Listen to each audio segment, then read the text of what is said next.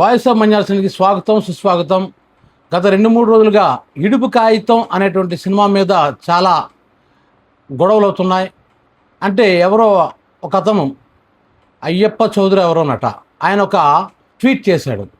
ఇడుపు కాగితం అంటే ఏంటి అన్న ఉద్దేశంతో, అంటే తెలంగాణ భాషను అవహేళన చేస్తూ బహుశా ఈ సినిమాని డబ్బింగ్లో విడుదల చేస్తారేమో అని. ఎందుకంటే ఆ ఇడుపు కాగితం అనే పదానికి అర్థం ఇక్కడ వాళ్ళు ఎవరికి తెలియదు కాబట్టి బహుశా డబ్బింగ్ చేస్తారేమో అని తెలంగాణ భాషను అవహేళన చేస్తున్నట్టుగా ఉండేటువంటి ఒక ట్వీట్ చేయడంతో వివాదం ప్రారంభమైంది.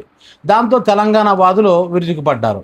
ఎందుకంటే ఆంధ్ర వాళ్ళు మమ్మల్ని ఎంతవరకు దోచుకున్నారు, అదేవిధంగా మా సంస్కృతిని, మా భాషని, మా యాసని వీళ్ళు అవహేళన చేస్తున్నారంటూ వాళ్ళు విడిచిపడడం జరిగింది.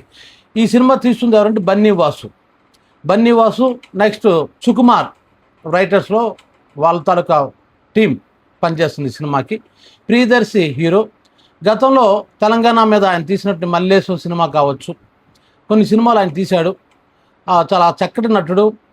తెలంగాణ వాదులు వాదన ఏమంటున్నారంటే, అసలు నిజానికి ఏ సినిమాలో కూడా మా తెలంగాణ తాలూకా ఆశయం కానీ, బాధలు కానీ, జీవితం కానీ, భాష కానీ, యాస కానీ ఏ తెలుగు సినిమాలో కూడా ఉండదు. ఉంటే అది విలన్స్కో, కమెడియన్స్కో పెడుతున్నారు తప్ప హీరోలు పెట్టడం లేదు అని వాళ్ళు ఒక ఆరోపణ చేశారు. అది నిజమే. ఎన్టీ రామారావు గారు కానీ చూసుకున్న, నాగేశ్వరరావు గారు, కృష్ణ, శ్రావణరావు, కృష్ణరాజు, చిరంజీవి, ఈ బన్నీ వరకు మనం చూసుకున్నట్లయితే, వీళ్ళ సినిమాలో ఉన్న భాష, యాస చూసుకున్నట్లయితే ఇది ఆంధ్రప్రదేశ్ తాలూకా భాష. ఇది ఆ యాస అంటే భాష తెలుగు భాషే, కానీ యాస తేడా ఉంటుందన్నమాట. సో కొన్ని పదాలు ఉంటాయి, ఆ పదాలు తెలంగాణ పదాలు ఇక్కడ ఉండవు. ఒకళ్ళు పెట్టిన విలన్స్ గట్ట పెడుతుంటారు అన్నమాట. ఫర్ ఎగ్జాంపుల్ ప్రతిఘటన సినిమాలో కోటాసు పాపులర్ డైలాగ్ అంటే కాసేని మాట్లాడుతుండ్రి ఏదో అంటాడనమాట. అంటే తెలంగాణ పదం అక్కడ పెట్టాడు. అక్కడ కానీ విలన్స్కి ఎక్కువగా తెలంగాణ భాషను పెట్టడం, లేదా కమెడీలు పెట్టడం, ఆ విధంగా తెలంగాణ భాషని అవహేళన చేయటం, అంటే తక్కువ చేసి చూపించటం, హేళన చేయటం అనేది జరుగుతూ వచ్చింది తెలుగు సినిమాల్లో. పాటలు కూడా లేవు తెలుగు భాషలో, తెలంగాణ వేస్తున్నట్లు పాటలు గట్ట లేవు. మా బతుకమ్మ పాటలు లేదు. ఆఖరికి హిందీలో కూడా వచ్చింది, కానీ తెలంగాణ పాటలు తెలుగు వాళ్ళు పెట్టరు. అంత తెలుగు పాటలే ఉంటాయి, తెలుగు సాహిత్యం ఉంటుంది అని చెప్పడం జరిగింది. అఫ్కోర్స్ తెలంగాణలో కూడా సి నారాయణ రెడ్డి గారు లాంటి గొప్ప రచయితలు ఉన్నారు. మరి తెలంగాణ నటులు కూడా హీరో లేకపోవచ్చు, కానీ ప్రభాకర్ రెడ్డి గారు లాంటి వాళ్ళు, ఇలాంటి వాళ్ళు అంతా కూడా ఉన్నారు తెలంగాణ వాదులు. మరి కాంతారావు గారు, ఎన్టీ రామారావు గారికి గొప్ప పోటీ ఇచ్చారు ఆయన. సో తెలంగాణలో కూడా నటులు ఉన్నారు. కాకపోతే హీరో అంతా కూడా ఈ ఆంధ్రప్రదేశ్ సంబంధించిన వాళ్ళు. ఇక్కడ వ్యవహారిక భాష ఏ విధంగా ఉంటుందో అది మాత్రమే ఆ సినిమాలో ప్రతిఫలిస్తుంటుంది తప్ప తెలంగాణ భాష లేదు. మమ్మల్ని ఇన్ని సంవత్సరాలు మమ్మల్ని అవహేళన చేశారు, మేము విడిపోయి 12 సంవత్సరాలు అవుతుంది, ఇప్పటికీ మమ్మల్ని విడిచిపెట్టలేదు, ఇప్పటికీ అంటే అహంభావంతో ఉన్నారు ఆంధ్రప్రదేశ్ ప్రజలు అని. అయితే వాళ్ళు ప్రజలను అనలేదు. వాళ్ళు కూడా ఒక మాట ఏమన్నారంటే, మేము ఆంధ్ర ప్రజలను మేము అంటం లేదు, దోచుకోవడానికి వచ్చిన వాళ్ళ గురించి మేము మాట్లాడుతున్నాం, ఇక్కడ వ్యాపారాలు చేసిన వాళ్ళ గురించి మేము మాట్లాడుతున్నాం, అంతే తప్ప ప్రజలు మేము అంటం లేదని వాళ్ళు క్లియర్గా చెప్పడం జరిగింది. అయితే వాళ్ళ బాధలో అర్థం ఉంది. ఎందుకంటే చాన్నాళ్ళు వాళ్ళు అణిచివేతకు గురయ్యారనే ఫీలింగ్తో ఉన్న వాళ్ళు. కాబట్టి ఒక చిన్న మాట అన్నప్పుడు కూడా వాళ్ళు అంటే గతంతో జ్ఞాపకం వస్తుంది కాబట్టి వాళ్ళు ఓవర్గా రియాక్ట్ అవుతారంట. ఒక మనిషి అంతగా ఎందుకు రియాక్ట్ అవుతారంటే, ఆడు మనసులో గూడు కట్టుకుంటే ఒక బాధ, ఇన్నాళ్ళు మనం అంటే దోపిడీకి గురయ్యాం అన్న ఫీలింగ్ ఉంటుంది అనమాట వాళ్ళకి. సో అందుకోసం ఓవర్గా రియాక్ట్ అవుతారు. అది మనకు ఓవర్లా కనబడుతుంది, కానీ ఆ రియాక్షన్ అనేది న్యాయసమ్మతమే. అయితే అతను అంటాడనమాట, డబ్బింగ్ చెప్పమనంటాడు. నేను అంటాను, ఆంధ్రప్రదేశ్లో కొన్ని పదాలు ఉంటాయి. ఒకసారి నా దగ్గర ఒక కేసు వచ్చినప్పుడు, బాబు మేము పసరుకత్తు రాసుకున్నాం, దాన్ని అవతల వ్యక్తి ఏమో ఇప్పుడు కాదంటున్నాడు. పసరుకత్తు అంటే ఏంటో నాకు అర్థం కాలేదు. అంటే అది అగ్రిమెంట్ అట, మనకి అగ్రిమెంట్ అని తెలుసు, కానీ వాళ్ళు పసరుకత్తు అంటారు పల్లెటూరు నుంచి వ్యవసాయానికి సంబంధించిన వాళ్ళు వచ్చినప్పుడు. సో ఆ పదానికి అర్థం నాకు తెలియదు. మరి ఇక్కడ సిరివెన్నెల సీతారామ శాస్త్రి గారు సిరివెన్నెలలో పాట రాశారు కదా, వాగ్దిత దినకర మయూక అనేసి పదం వాడాడు. అంటే దానికి త్రివిక్రమ్ శ్రీనివాస్ అన్నాడు, నిజానికి ఆ మయూక అనే పదానికి అర్థం నాకు తెలియదు, కానీ నేను లైబ్రరీకి వెళ్ళి ఒక శాఖ గ్రంథాలలోకి వెళ్ళి దాని అర్థాన్ని నేను తెలుసుకున్నాను. అంటే ఆ విధంగా సిరివెన్నెల జనంకి అర్థమైన, ప్రేక్షకుడికి అర్థమైన భాష కాకుండా ప్రేక్షకుడి స్థాయిని పెంచేటువంటి భాషని అతను ఉపయోగించాడు. ఆ విధంగా ప్రేక్షక స్థాయి పెరిగింది సిరివెన్నెల వచ్చిన తర్వాత అంటూ ఒక మీటింగ్లో చెప్పడం జరిగింది. అది కరెక్ట్. అది ఇప్పుడు ఇడుపు కాగితం అంటే మనకు అర్థం తెలియకపోతే దానికి మనం అవహేళన చేయవలసిన అవసరం లేదు. ఈ రోజులో మన చార్ట్ ఉంది, చార్ట్ జీపీటీని అడిగినా చెప్తుంది. లేదు తెలంగాణ స్నేహితులు ఎవరైనా ఉంటే ఇడుపు కాగితం అంటే ఏంటంటే తెలిసిపోద్ది.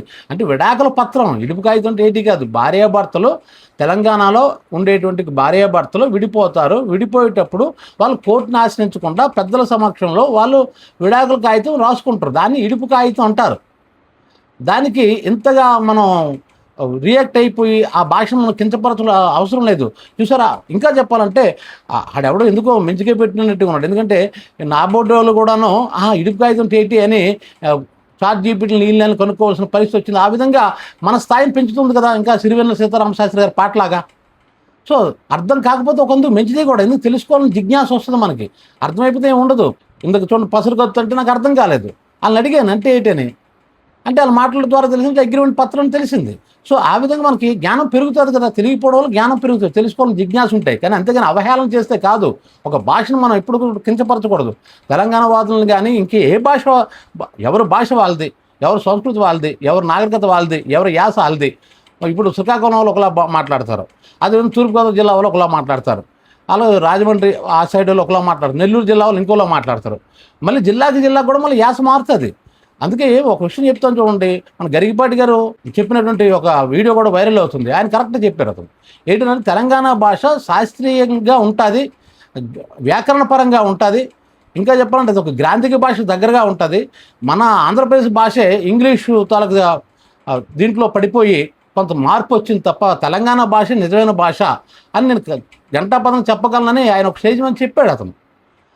ఇప్పుడు వచ్చినారు పోయినారు అంటున్నాం కదా, నారు అదే తెలంగాణ పడితే వచ్చిండ్రు అంటాడు. ఈ నారుకి కింద రావచ్చు కానీ పెడితే ఒకటే కదా అని అతను రుజువుపరిచాడు. సో ఆ విధంగా ఒక భాషని ఇచ్చాడు. ముఖ్యంగా ఏంటంటే ఇప్పటికే తెలంగాణకి ఆంధ్రప్రదేశ్కి అంటే ఈ 12 సంవత్సరాలు బాగానే ఉన్నాం. మన పవన్ కళ్యాణ్ ఎబ్బ జాగీరని కానీ మళ్ళీ స్టార్ట్ అయింది. ముఖ్యంగా ప్రొఫెసర్ నాగేశ్వరరావు గారి మీద దాడి చేయటం, అంటే ట్రోల్ చేయటం, ఆయన మీద కేసులు పెట్టడంతో తెలంగాణకి ఆంధ్రకి మధ్య మళ్ళీ అగ్గి రాజుకుంది. అగ్గి రాజుకొని ఇంకా 1 by 1 ఒక్కొక్క స్టేట్మెంట్ ఇవ్వడం మొదలు పెడుతున్నాడు. ఇలా అయితే కష్టం కదా. పక్కన ఉన్న రాష్ట్రం, ఆ రాష్ట్రంతో వాళ్ళు మొన్నటి వరకు మనందరం కలిసి ఉన్న వాళ్ళం. సో ఒక సౌహృద వాతావరణంలో మనం ఉండాలి తప్ప, అంతేగాని వాళ్ళ భాషను కించపరచడం ఇది చేస్తే మరి ఆటోమేటిక్గా వాళ్ళు తిరిగి రియాక్ట్ అవుతారు. సో ఇవన్నీ కూడా కరెక్ట్ కాదు. మనం మనుషులు ఒక్కొక్క జాతికి, ఒక్కొక్క భాషకి, ప్రతిదానికి మనం గౌరవించాలి. ప్రతి జాతిని, ప్రతి భాషని, ప్రతి యాసని, ప్రతిదాన్ని మనం గౌరవించాలి. గౌరవించకుండా మనం ఇలాగా అలా అవహేళన చేస్తే ఆటోమేటిక్గా 2 వర్గాల మధ్య, 2 రాష్ట్రాల మధ్య గొడవలకు దారి తీయడానికి అవకాశం ఉంది. ఎందుకంటే మన రాజకీయ నాయకులకి ఎలాగా బుర్రబుద్ధి లేదు. ఎందుకంటే వాళ్ళు ఎలాగైనా సరే రాజకీయ పబ్బం గడుపుకోవడం కోసం గొడవలు పెట్టడానికే చూస్తారు. కానీ విజ్ఞులైన ప్రజలు మాత్రం దాన్ని మనం ఫాలో అవ్వకూడదు.